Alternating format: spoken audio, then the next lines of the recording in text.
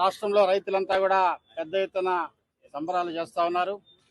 మరి ఇప్పుడు వ్యవసాయ సీజన్ మొదలైన సమయంలో 9 రోజుల్లో 9,000 కోట్ల రూపాయలు రైతు భరోసా ఇవ్వడంతో రైతులంతా చాలా సంతోషంగా ఉన్నారు. మరి వ్యవసాయం అంటేనే కాంగ్రెస్, కాంగ్రెస్ అంటేనే వ్యవసాయం. ఆనాడైనా ఈనాడైనా రైతులకి వ్యవసాయానికి చేసింది ఎవరైనా ఉన్నారు ఈ దేశంలో అంటే అది కాంగ్రెస్ మాత్రమే. నాగార్జున సాగర్, శ్రీశైలం లాంటి ప్రాజెక్టులు కట్టించిన దగ్గర నుంచి ఉచిత కరెంటు కానివ్వండి, ఇప్పుడు రైతు భరోసా కానివ్వండి, గతంలో యూపీఐ గవర్నమెంట్ రుణమాఫీ కానివ్వండి, ఈ ప్రభుత్వం వచ్చినాక 21,000 కోట్ల రుణమాఫీ కానివ్వండి, ఏది చేసినా కూడా రైతుల కోసం చేసే ప్రభుత్వం దేశంలో కానీ రాష్ట్రంలో కానీ కాంగ్రెస్ హయాంలోనే జరిగిందని చెప్పి ఈ రోజంతా రైతులంతా కూడా చాలా సంతోషంగా ఉన్నారు.